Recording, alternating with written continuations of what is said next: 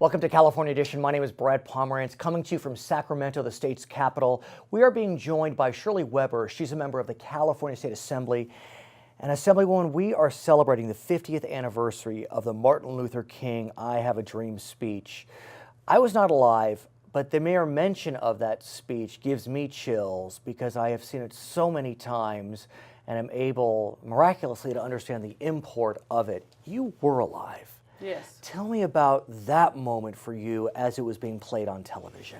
Well, you know, the interesting thing is that the speech itself, I think they turned off television before it came on. But really? yes, because, you know, no one knew that this was going to be this I really understand. important speech. However, there was lots of it afterwards. And so most of us knew about the March on Washington. I lived in Los Angeles at the time. But we knew about the March on Washington.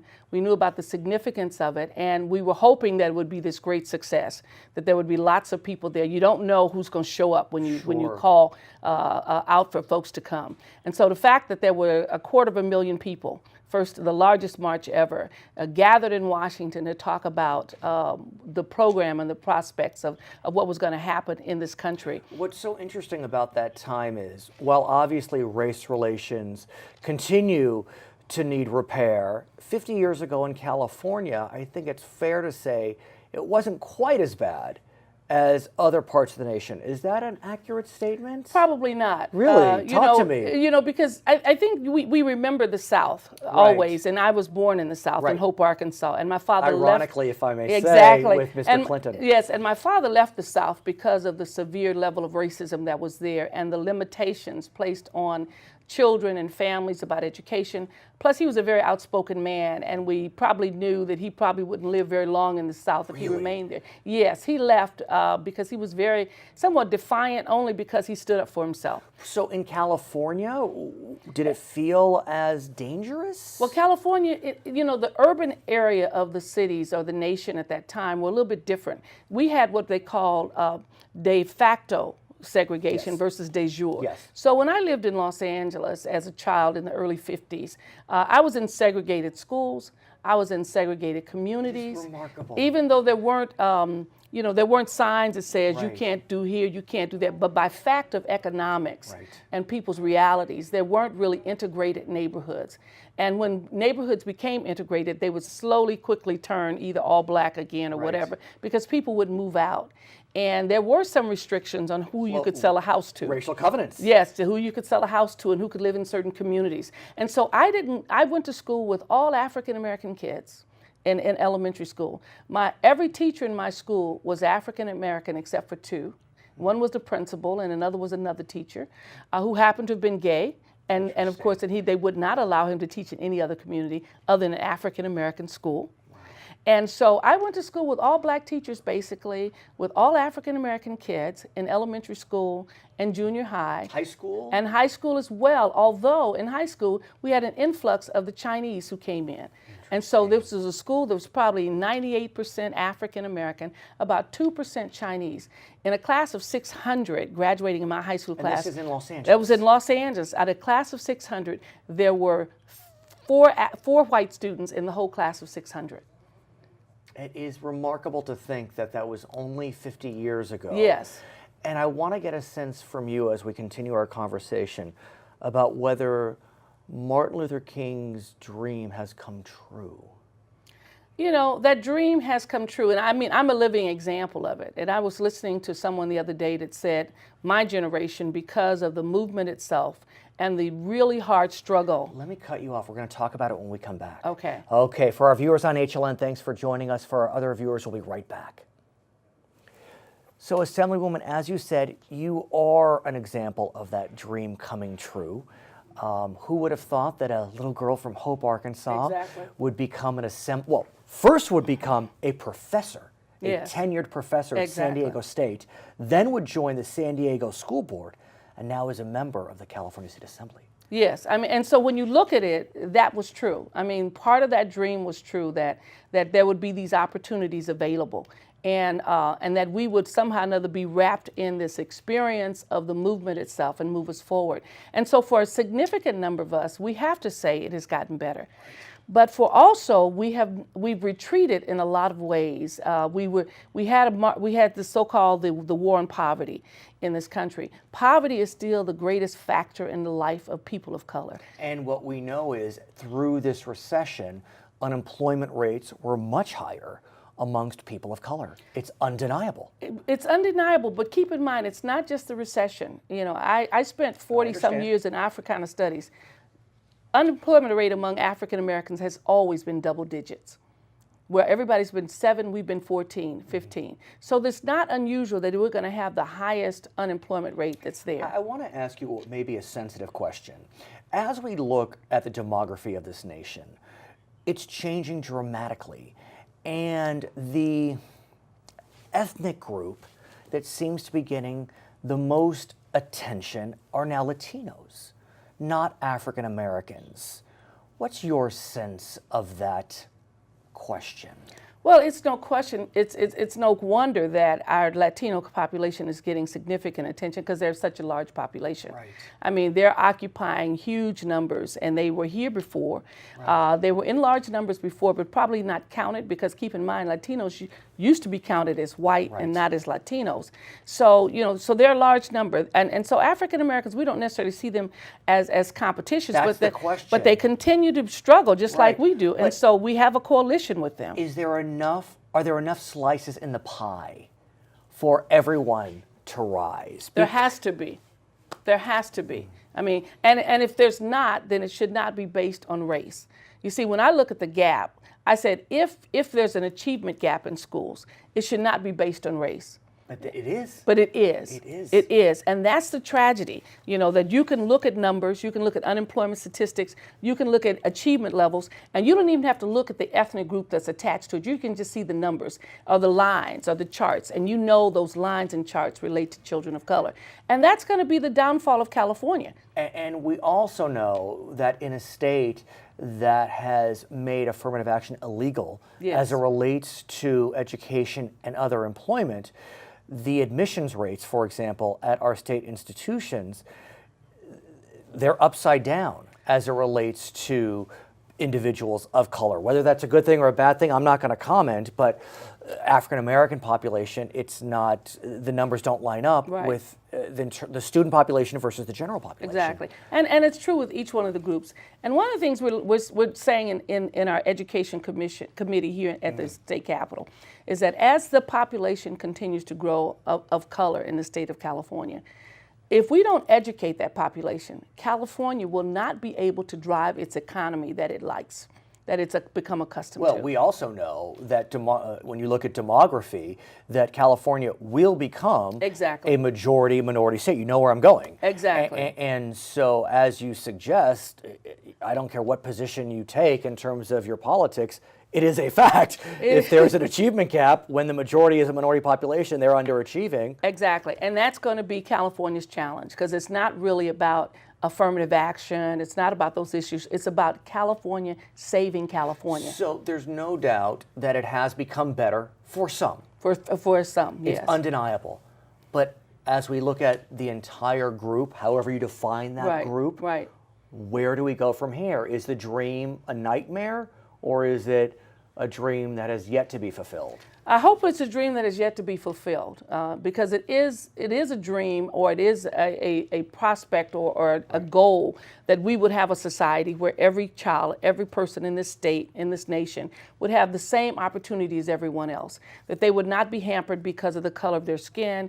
We would not have the kind of racial profiling that has existed in some legal systems. But we have to recognize that we have to do some very affirmative things, and it may not be what we call affirmative action, but we have to do some dramatic changes in our educational system, our employment system, and those kinds of things, because if not, then we will have more individuals not able to participate in the economy than we have those who are providing in the economy. So it is the goal of California to do that. Her name's Shirley Weber, member of the California Assembly. I'm Brad Pomerantz. This is California Edition. How long did Martin Luther King Jr.'s I Have a Dream speech last?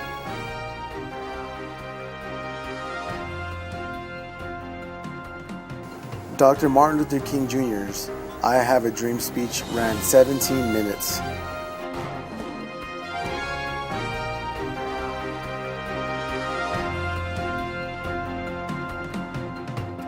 Welcome back to California Edition. I'm Brad Pomerantz, coming to you from Sacramento. We are now joined by Steve Bradford. He is also a member of the California State Assembly. And we just spoke with Shirley Weber, who's a colleague of yours from San Diego. But she, like you, grew up in Los Angeles. Yes, she did. And she talked about her experiences as a young child in L.A. during the 60s. And of course, right now, we're continuing to celebrate the 50th anniversary of the Martin Luther King I Have a Dream speech. Why don't you talk to us about your experiences during the 1960s in Los Angeles, which was considered part of the North, arguably? Without a doubt. I grew up in LA, Southern California, area in the 60s. And at age of 9, my family moved to the city of Gardena. And we were the first African-American family on our street. And at that time, we didn't understand, or at least I didn't understand what white flight was, but I quickly realized as I got older when because your family moved there, other houses went for sale, and we just thought people were, at least I did, and then I realized that's what white flight was about 15 years later. And what's interesting too, and Ms. Weber mentioned this, some people in some neighborhoods who happen to have been African-American could not have even bought that home on that metaphoric street in Gardena. I can assure you 50 years ago, we couldn't have bought in Gardena. We bought the year after Dr. King was assassinated in 1969. And what gave me chills right before we spoke is someone in your family went to the funeral of Dr. King. Who was that? My father. My father was a big advocate for social justice, all those things. Growing up in the segregated South, he had some experiences even in the military with racism, and it just inspired him to continue to be involved. As a young boy, what did you think about your father's decision to travel to Atlanta to attend the funeral? Again, in the mind of a young boy. At that time, I didn't know the significance of that, trip. But as I got older and realized what Dr. King meant not only to African Americans but to this country, it was important for many of African Americans to be there. And not only did my father go, many of his friends joined him, and they jumped on planes and got down there. What would your father say if he knew, he's no longer with us, that his son was elected to the California State Assembly? He'd be happy. Yeah. He'd be happy. Yeah. He'd be quite proud because, again, he was really the activist in the family and really inspired me to do what I do today. And I know he would be, he's smiling now. Mm-hmm. And the good news is your mother is with us. Yes, she is. And I'm tearing up with you tearing up, but it says a lot about our country. Yes, it does. And where we are today. I asked Assemblywoman Weber about Martin Luther King's dream, and I asked her if she thought that the dream had come true. Do you feel as if the dream has come true? There's been progress, but there's still much to be done, much to be gained. When we look at laws such as in New York, stop, question, and frisk, right. And 80% of those who are being stopped, questioned, and frisked are people of color. When we look at the arrest in San Francisco of folks for marijuana possession, 80% of those are African Americans when the population is less than 10%. It clearly states that there's still progress to be made as far as racial equality here in California and this nation. What about here in California specifically? Because for better or for worse, I think we in California see ourselves as more advanced on racial issues. Is that a fair self-assessment? In some ways, yes, but then in some ways it's more covert here in California. Just next door here to Sacramento and Davis, you would be surprised at the level of racial tension and disparity. When we come back, I want to continue this conversation. For our viewers on HLN, we thank you so much for joining us. For our other viewers, we'll be right back with Steve Bradford at the California State Assembly on California Edition. So, Mr. Bradford, I want to continue our conversation and talk about Martin Luther King's dream and whether it's become a nightmare or it's being fulfilled. Assemblywoman Weber, her sense was it's been fulfilled for some, but not for enough. Do you agree with her? I agree 100%. I mean, yes, we're now allowed to live in communities that we can afford to live there, but now the challenge, as it was originally about that march, economic equality. and there are still great differences in what people of color make versus those in the Anglo community, especially women as well. And it's one thing, like you said, as A. Philip Randolph said, it means absolutely nothing to live in an integrated community if you can't afford that community. So we still have hurdles to overcome. We still have disparities in education, in the criminal justice system, in employment. I want to talk about economic justice as you describe it. If you look at job rates, there's no doubt that individuals of color face greater unemployment both in and out of a recession. Why does that continue to persist in your mind? I just had a conversation earlier with some professors from Davis, and it's just still biases that exist. They gave me examples of some of the most qualified individuals to come on that staff were some African American women who were denied, and they hired what they clearly said were less qualified white males, and they got the job. So despite what we want to say and want to believe, race still matters. And I want to talk about race and the definition of race, because if we were speaking maybe after the 25th anniversary of the Martin Luther King speech, I think our universal focus when we talked about color would have been on African Americans. But today, when we look at people of color, we cannot deny that in the melting pot that is America, we must include Latinos. Without a doubt.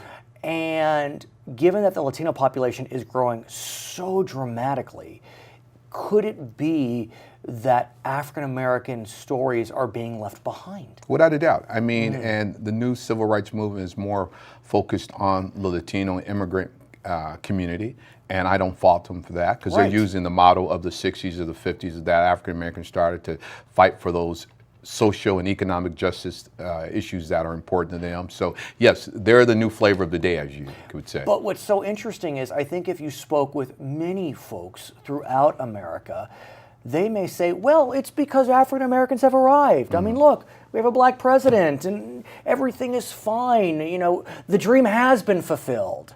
But yet the statistics suggest otherwise. When you look at our prison system and you see 60% of that population is African American, I am not for 1 minute led to believe that African Americans are more predisposed to commit crimes or be a criminal element than anyone else. But yet and still, our prison system reflects that. When you look at the dropout rate and the push-out rate in our school system, I'm not 1 minute believe that these kids are not capable of succeeding. But if you have an institution of education that's pushing these young boys and men, as you well know, I chair the Select Committee on Boys and Men of Color. And when we look at these statistics, and when we have these young men come in and tell their story, they're as smart and as bright as any other kid across this country, across this state, but they're just not being given an opportunity. They're feared more, they're suspected more, just because of the color of their skin. And the way out of prison has to be seen as education. Without a doubt. But when you look at our educational system, as you say, African Americans are not graduating at rates of their counterparts. They're not attending colleges at rates similar to their counterparts. Where do we go on that question?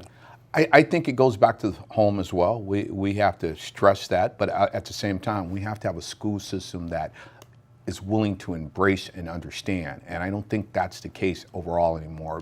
It's been all about testing, teaching to the test, so to speak. But are we headed in the right direction now that we've adopted the local control funding formula to talk, kind of nuts and bolts, which will look more at economic disadvantage, which often reflects communities of color?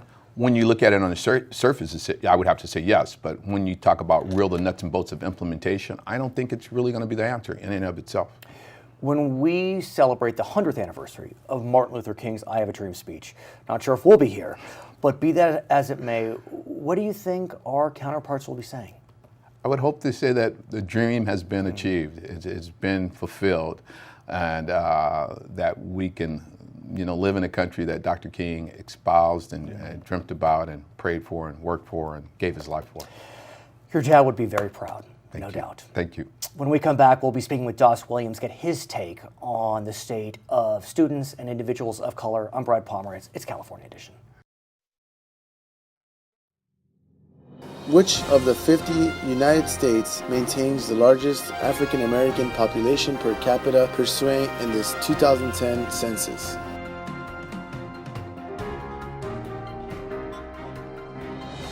The 2010 census revealed that Mississippi had the high percentage of black Americans, 37.6%. It's California Edition. I'm Brad Pomerantz. We are joined by Das Williams in Sacramento. Actually, he's a member of the California State Assembly, and we thank you for joining us, sir.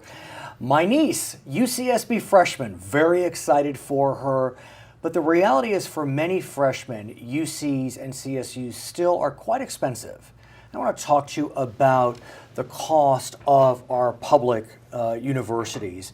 We do know that we are able to stabilize that amount as a result of Proposition 30. But where do we stand as we look towards the future?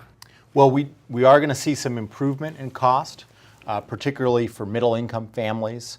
The passage this year, we successfully passed the Middle Class Scholarship Act that will defray up to 2/3 of fees for middle-income students. Those are students whose parents make too much to qualify for Cal Grants and Pell Grants, but probably are still struggling to get and pay for school. Course. Because when you think about the UC system, the tuition is $12,000, which is a nice chunk of change, but then there's books, and there's fees, and then there's residential costs. Absolutely. That can get you up to $25,000, $30,000. Yes. And your niece should be very proud that she got into UCSB. I was going to say. It's now been rated one of the best schools for mathematics, engineering, and the sciences in the nation, and the 10th most environmentally friendly campus in the whole nation. So a lot to be proud of there. At the same time, I think it's fair to say that when we look at our budgetary priorities, there's no doubt that K-12 holds a special place in the governor's heart, and it should. Absolutely. But that being said, when we look at trying to restore funding to pre-recession levels, K-12 has been restored, but the UCs have not. That's right. The CSUs have not. The community colleges have not. So if we look at the priorities out there, restoring K through 12, we got that done this year. We did. They are, our schools are going to do much better, but our university system is still hurting, and our community colleges. And while we've increased their funding this year, it's still very far away from pre-recession levels. The only bump was about 5% for the three systems, whereas K-12, I mean, they had to have been bumped 25, 30, 40% to get to pre-recession levels. Yeah, CSU and UC were bumped 5%. Community colleges were bumped more than that. Okay. They're about a sixth of the way towards restoration, but still a long way to go. And I would just say that if we really want our economy to succeed, if we really want businesses to succeed, and if we really want our children to succeed in the state of California, we have to fund enrollment increases at the UC and CSU. Not just more money to be able to hold the line, but enough money to expand enrollment, because we are still educating as few kids in the system as we were during the worst part of the recession. And that's not a good enough job. There is just too many qualified applicants that now are not able to go. And it's also one of the reasons why the community colleges are so full, that our community colleges that are used to taking everyone are turning hundreds of thousands of people away. That is a true statement. Recently, the PPIC issued a report which indicated that we're taking up to $500,000 number less in terms of bodies and chairs than we did pre-recession in community colleges. That's right. And that is everyone's opportunity being traded away.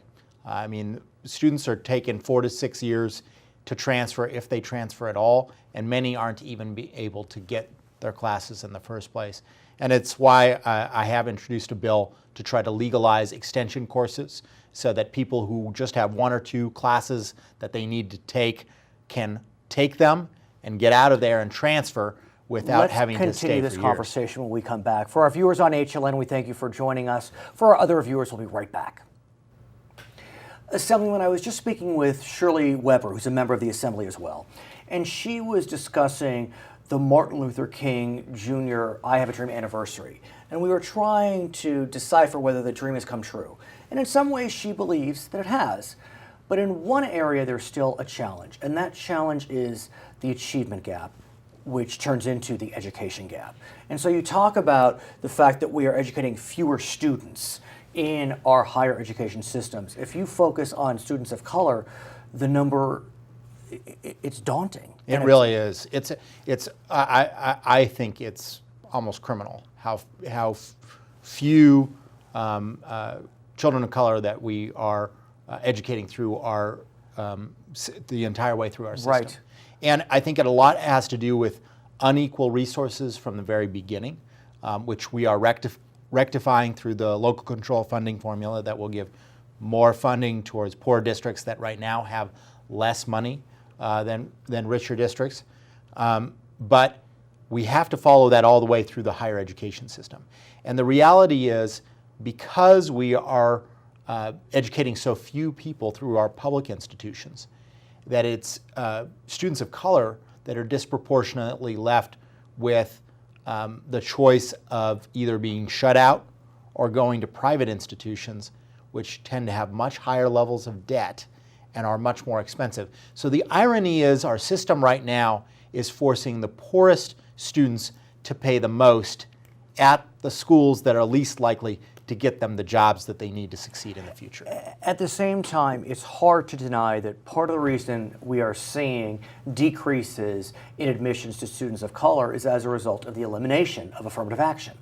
Now, we can talk from here to eternity about the benefits or detriments of affirmative action, but the numbers don't lie.